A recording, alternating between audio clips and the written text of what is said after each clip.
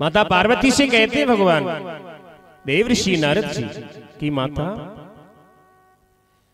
आजकल संसार में कहीं प्रेम रहा नहीं, एक दूसरे का सहयोग रहा नहीं, पाप अनाचार अनीति बढ़ती चली जा रही है। तब माता पार्वती ने उनको रोक कर कहा कि देवर्षि ऐसा नहीं है, रहा है प्रेम। हमारे बाबा महादेव हमसे इतना प्रेम करते, इतना प्रेम करते कि जो भोजन करते वह भी बता देते कितना किया, क्या किया, और कितनी बार हमने आज राम जी का नाम लिया यह भी बता देते, इतना प्रेम करते हमसे। माता पार्वती कहती है देवर्षि नारद से। तो नारद जी ने कहा कि मैया ऐसा हो नहीं सकता, इतना प्रेम संसार में बचा ही नहीं कि एक एक बात बताई जाए। लेकिन माता पार्वती ने कहा कि भगवान हमसे आज भी इतना ही प्रेम करते, एक एक बात बता देते, कुछ भी छिपाते नहीं है, कुछ भी नहीं छिपाते। अब तो महाराज देवर्षि नारद ने आग लगा दी। देख ऐसी आग। देवर्षि नारद कहते हैं कि माता अगर इतना प्रेम भगवान आपसे करते हैं, इतना प्रेम करते हैं, तब तो ये भी बता दिया होगा कि उनके गले में जो मुंडों की माला है वह किसकी डली है। विचार करना, आनंद है। देवर्षि नारद कहते हैं कि मैया बाबा ने आपको ये बताया कि नहीं, भोले बाबा ने, कि उनके गले में जो माला डली है किसके मुंडों की है, किनके मुंड उसमें डले। तो माता पार्वती ने कहा आज तक ये तो नहीं बताया हमें, आज तक नहीं बताया कि किसके मुंड डले। तो देवर्षि ने कहा कि फिर कैसा प्रेम, अरे फिर काहे का प्रेम, आपको बताते नहीं कि माला किसकी डली है गले में। भगवान आपसे प्रेम करते नहीं है,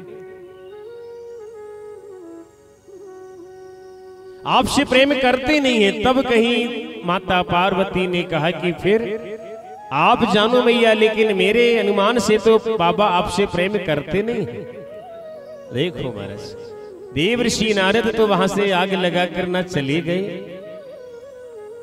और यहां पर भगवान देवाधिदेव महादेव की जब समाधि खुली, ध्यानस्थ से जब निवृत्त हुए, तो माता पार्वती कहती है कि बाबा आप ना बहुत कपटी हो, ऐसा लिखा है महाराज। भगवान को कपटी कह दिया माता पार्वती जी ने। आप बहुत कपटी हो, आपने हमें आज तक नहीं बताया कि आपके गले में जो मुंडों की माल डली है वह किसकी है। भगवान ने कहा कि देवी हम आपसे इतना प्रेम करते, इतना प्रेम करते, कैसे बताएं। मैया ने कहा कि आप प्रेम नहीं करते, बस दिखावा करते। आप इतने कपटी हैं कि आपने दिखाया नहीं, बताया नहीं कि आपके गले में जो मुंडों की माल डली किसकी मुंड डाले हैं आपने। भगवान ने कहा देवी पार्वती हम आपसे इतना प्रेम करते हैं, इतना कि जितनी बार आपने जन्म लिया ना, जितनी बार, और जितनी बार आप शरीर को छोड़ देते हैं, देह त्याग देते हैं, उतनी बार आपके मुंडों को हम अपनी माला में पिरो लेते हैं, उसकी माला बना लेते हैं, इतना प्रेम करते हैं। अब तो माता पार्वती और भी ज्यादा क्रोधित हो गई और कहती हैं कि बाबा आप तो बहुत बड़े कपटी निकले, बताओ। अरे हमारी इतनी बार मृत्यु हो गई, इतनी बार हमने शरीर त्याग दिया और आपने एक भी बार नहीं त्यागा। आप ऐसा क्या करते हैं, क्या खाते हैं, क्या पीते हैं, और भी कपटी हैं आप। अब महाराज भगवान भी हार गए। आप विचार करें, भगवान भी हार गए कि अब मैं क्या कहूं, इतना प्रेम करते हैं कह दिया, फिर भी माता मानती नहीं है। अब तो भगवान कहते हैं कि देवी आप बताओ क्या करना है, क्या करना है। कुछ नहीं बाबा, आप हमसे प्रेम करते नहीं, हम जा रहे हैं अपने पिताजी महाराज के। भगवान ने कहा कि देवी अरे ये औषधि है और औषधि को हम लेते हैं और हमने आपको भी देना चाहा।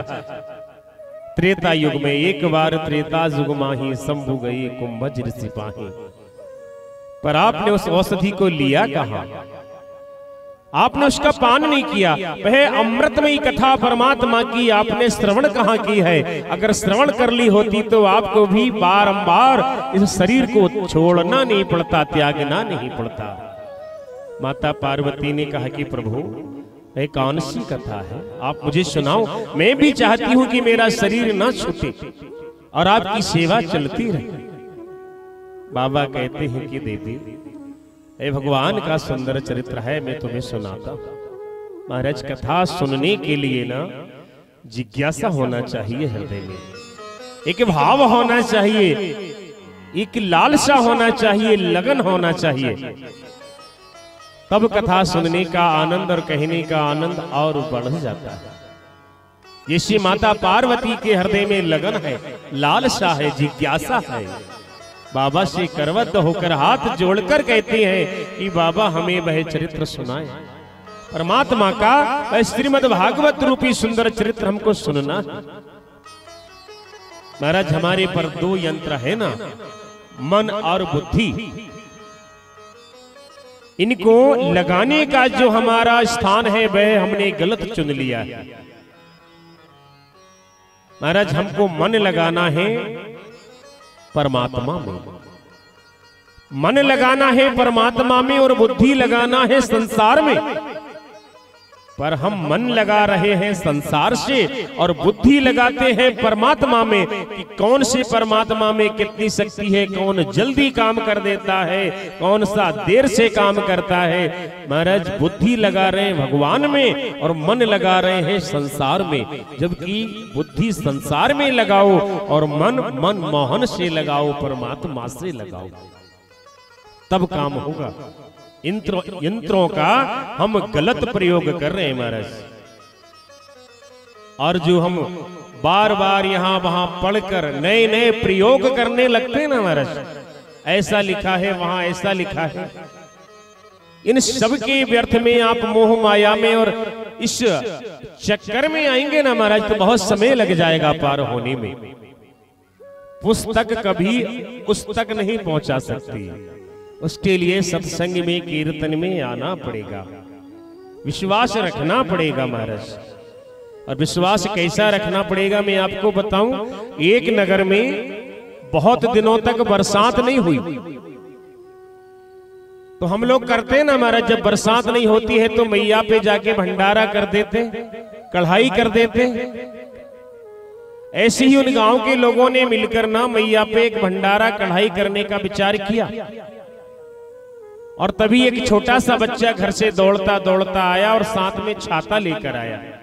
तो लोगों ने कहा, अरे लाला कहाँ जा रहे हो? आपके साथ आप जा रहे हो ना भंडारा करने के लिए, बरसात के लिए?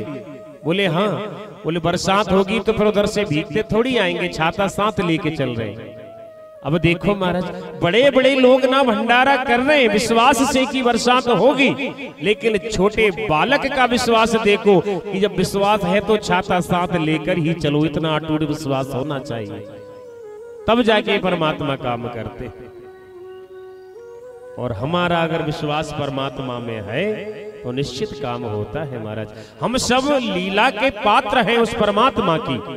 उसने जो लीला रच दी है ना, हमको कथा कहने वाला बना दिया, कथा कहने का काम दे दिया, आपको कथा सुनने का काम दे दिया, किसी भैया को संगीत साथ देने का काम दे दिया, किसी को टेंट लगाने का काम दे दिया। महाराज, ये परमात्मा की लीला के हम सब पात्र हैं। जैसे कि रामचरितमानस में रामलीला होती ना, सबको पाठ दे दिए जाते हैं, ऐसे हम सबके पाठ बटे हैं महाराज। हमको क्या करना है, आपको क्या करना है।